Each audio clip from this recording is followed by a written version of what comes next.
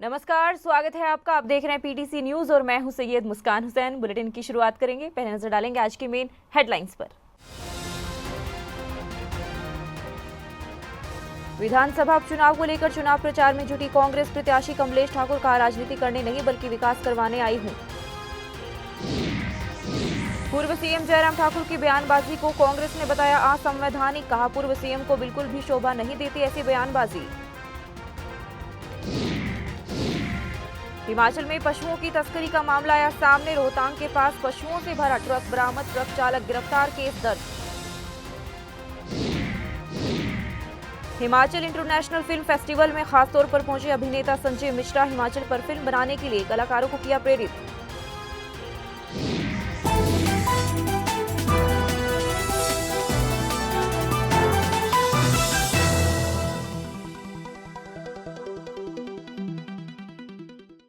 Bulletin की शुरुआत करेंगे अहम खबर के साथ। हिमाचल विधानसभा उपचुनाव के लिए कांग्रेस उम्मीदवार कमलेश ठाकुर ताबड़तोड़ चुनाव प्रचार कर रही है और लोगों से पहाड़ी में सीधा संवाद भी कर रही है।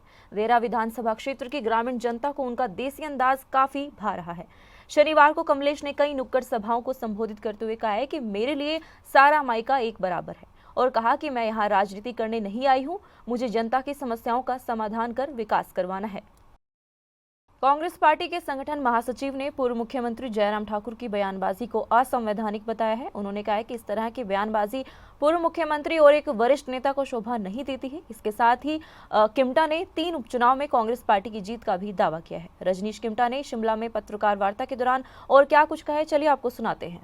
हिमाचल प्रदेश के अंदर जो 3 विधानसभा के चुनाव जबरदस्ती से जनता के ऊपर जो थोपे गए हैं, उन चुनावों के ऊपर हम आपसे संक्षेप में बातचीत करेंगे। जैसा कि आप जानते हैं, तीनों उपचुनाव नालागढ़, देहरा और हमीरपुर में बिना किसी कारण के चुने हुए वहां के विधायकों ने रिजाइन करके वहां की जनता को, इलेक्शन कमीशन को, पार्टियों को ये थोप करके जबरदस्ती से चुनाव में जाने का जो उन विधायकों के रिजाइन के बाद ये फैसला हुआ है, उसमें कांग्रेस पार्टी की तरफ से मैं आपको ये बताना चाहता हूं कि तीनों सीटें जो हैं, नालागढ़, देहरा और हमीरपुर, कांग्रेस पार्टी जीतने जा रही है। किस तरह से सरकारें बनती हैं और किस तरीके के बहुमत के साथ आप सरकार बनाते हैं और कितना बहुमत। हिमाचल में पशुओं की तस्करी का मामला सामने आया है। जानकारी के मुताबिक देर रात पुलिस ने स्थानीय लोगों की मदद से रोहतांग के पास पशुओं से भरे ट्रक को कब्जे में लिया है और चालक को भी गिरफ्तार किया है। पुलिस जांच अधिकारी ने बताया कि ट्रक चालक पशुओं को रात के अंधेरे में रोहतांग से लेह की ओर ले जाने की फिराक में था, लेकिन स्थानीय लोगों की मदद से ट्रक चालक को काबू कर केस दर्ज कर लिया गया है। देखिए, जो आज प्रेस कॉन्फ्रेंस हुई, ये काफ़ी टाइम से एसोसिएशन सरकार और एडमिनिस्ट्रेशन के सामने कई चीज़ें रख रहा था, सोशल मीडिया के माध्यम से, न्यूज़ के माध्यम से और पत्राचार के माध्यम से, पर कहीं पर भी उन चीज़ों पे ग्राउंड पे कुछ भी होता हुआ नहीं दिख रहा है। इस करके मजबूरन एक प्रेस कॉन्फ्रेंस ताकि लोगों के सामने रखी गई है और प्रशासन को भी आगाह करने के लिए रखी गई है कि बहुत सारे ऐसे मुद्दे हैं जिनको कि मनाली के लिए अनदेखा किया गया है। सबसे पहला जो ज्वलंत मुद्दा है, कल से ही सोशल मीडिया पे एक चला हुआ है गौ तस्करी का मामला, जो कोठी में रात के लगभग 1:30-2 बजे के करीब आया हुआ है। उस मुद्दे पे ये बोलना चाहूँगा, डायरेक्ट असर तो टूरिज्म पे इस पर होगा नहीं, पर इनडायरेक्टली इस पे टूरिज्म का क्या असर होगा। देखिए, इसकी वजह से जो गौ तस्करी हो रही है, इसकी वजह से बहुत सारी चीज़ें आप एक्टिवेट हो चुकी है। हिंदू समाज एक्टिवेट हो चुका है और उसके बाद लोकल जितने भी बॉडीज़ है वो एक्टिवेट हो चुकी है। तो इसमें से कहीं ना कहीं अगर यहाँ पर कोई आंदोलन, प्रोसेशन या कोई ऐसी चीज़ होती है जिसकी वजह से इनडायरेक्टली सोशल मीडिया पे बहुत सारी चीज़ें डेवलप होगी, जिसकी वजह से टूरिस्ट यहाँ आने से कतराएगा।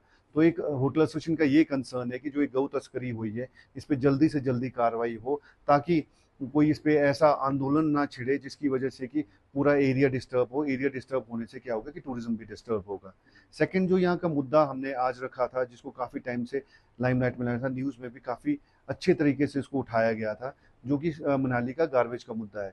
मनाली एक देखिए छोटी सी जगह है और यहाँ पर एक ही गार्बेज का प्लांट है जो कि लगभग 1.5 से 2 बीघे के बीच में फैला हुआ है।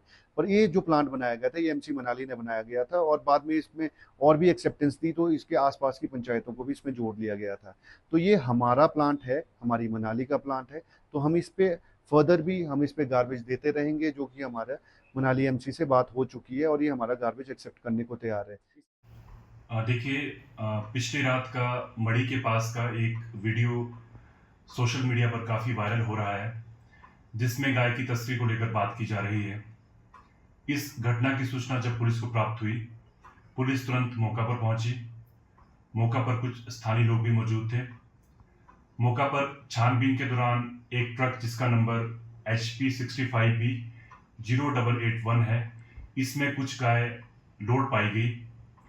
इस ट्रक को मौका से कब्जा में लिया गया है तथा इस ट्रक के चालक, जिसका नाम नरेश कुमार है, जो कोटली डिस्ट्रिक्ट मंडी का रहने वाला है, इसको डिटेन किया गया है। इस ट्रक ड्राइवर के खिलाफ पुलिस थाना मनाली में prevention of cruelty to animal act के तहत FIR दर्ज की गई है, जिसकी इन्वेस्टिगेशन अभी जारी है। सिरमौर के पहाड़ी क्षेत्र में बारिश न होने के कारण किसान प्राकृतिक जल स्रोत पर निर्भर हैं और इन दिनों कई फसलों की बुआई में जुटे हुए हैं। किसानों ने बताया कि वो इन दिनों टमाटर, शिमला मिर्च, फ्रांस बीन आदि की बुआई कर रहे हैं, लेकिन इन फसलों में पानी की पूरी जरूरत होती है और ऐसे में उन्हें जल्द बारिश होने की भी उम्मीद है और बारिश न होने की स्थिति में प्राकृतिक जल स्रोत पर निर्भर होना पड़ रहा है। डोरी बांध रहे हैं, झांबे लगा रहे हैं और इसकी सिंचाई कर रहे हैं, क्योंकि धूप में गर्म लू चलती है। तो हमारा जो इसमें सिंचाई का साधन नहीं है, छोटे छोटे पंपों से है, जिससे कि अब कर तो रहे सिंचाई, लेकिन वो बात नहीं है जो कूल की होती है। और जो धूप की वजह से जो इसमें फूल वगैरह है ना, वो टिकना भी कम हो जाता है। इसीलिए किसान मेहनत तो करता है, लेकिन उस हिसाब से रेट भी नहीं मिलता है जिस हिसाब से मेहनत करता है। अब देखो, आप गुड़ाई कर रहे, इसकी निंदाई कर रहे, बहुत मेहनत होती है, धूप में भी काम करना पड़ता है। उस हिसाब से वो रेट नहीं मिल पाता है। मेहनत ज़्यादा है किसान की, लेकिन करना पड़ता है, अपना परिवार का गुजार बसर तो इसी से ही है, काम तो करना पड़ता है। इससे पहले लहसुन की खेती मिल गई है और उसको निपटा के अब टमाटर का काम चला है, नकदी फसल का। अभी इसमें काम तो चला है अच्छा, लेकिन धूप के कारण बहुत लू भी चलती है और फूल भी गिर जाता है। बस यही है किसान की, डोरियां बांध रहे। ओलावृष्टि हो जाती है तो बहुत नुकसान होता है, कहीं पौधा ही ख़त्म हो जाएगा, कहीं टमाटर में छेद पड़ जाते हैं ओले की वजह से, तो वो भी नुकसान है किसान का। हम नींदाई का काम कर रहे हैं और बाकी पानी का सोर्स है वो बहुत कम है, थोड़ा थोड़ा सिंचाई कर रहे हैं हम इसकी। बाकी बारिश होती है तो वह हमारा पानी बढ़ जाएगा और हमारा जो जीवन है वो कृषि पर निर्भर है। मंडी के पड्डल ग्राउंड में 6 जुलाई से शुरू होने जा रहे फुटबॉल लीग के लिए ट्रायल प्रक्रिया पूरी हो गई है। जिला फुटबॉल संघ के अध्यक्ष और सचिव ने बताया कि 15 साल से कम आयु वर्ग में मंडी से 22 बच्चों का इस फुटबॉल प्रतियोगिता के लिए चयन हुआ है, जबकि 50 खिलाड़ियों ने इस ट्रायल में हिस्सा लिया था। उन्होंने कहा कि निश्चित ही चयनित खिलाड़ी इस फुटबॉल प्रतियोगिता में शानदार प्रदर्शन करेंगे। एसोसिएशन के प्रधान श्री हिंदला जी का और हमारे जिसराजा जी का और साथ में हमारे जो चयन समिति के जो प्रेसिडेंट है, चेयरमैन है, सॉरी। पूरी दुनिया से लोग हिमाचल में फिल्में बनाने आते हैं और हिमाचल वाले बेचारे फिल्म नहीं बना पाते हैं। ये बेचारा शब्द अब हिमाचल से हटाया जाना चाहिए, ये कहना है बॉलीवुड अभिनेता संजय मिश्रा का। शनिवार को मंडी में आयोजित हिमाचल इंटरनेशनल फिल्म फेस्टिवल के दौरान मीडिया से बातचीत करते हुए उन्होंने कहा कि यहाँ के लोगों को भी हिमाचल पर फिल्म बनानी चाहिए, साथ ही यहाँ की सरकार को भी इस ओर प्रयास करना चाहिए। फिल्म, साहित्य, पेंटिंग, म्यूज़िक, इन चीज़ों में इन्वॉल्व रहना चाहिए लोगों को। वो बहुत अच्छी चीज़ें सिखाती है।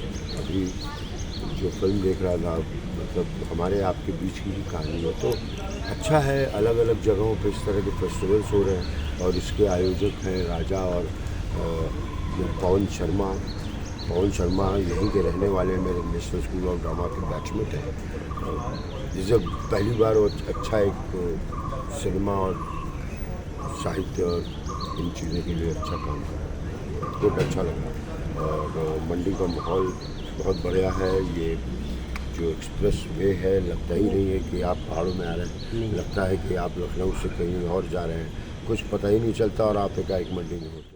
फिलहाल के लिए इस बुलेटिन में बस इतना ही। मुझे दीजिए इजाजत। नमस्कार।